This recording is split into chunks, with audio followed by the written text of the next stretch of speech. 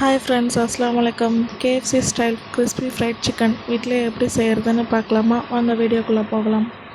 நான் இன்றைக்கி ஹாப்பி மாவோட கிறிஸ்பி ஃப்ரை மிக்ஸ் வச்சு தான் இதை ட்ரை பண்ணியிருக்கேன்.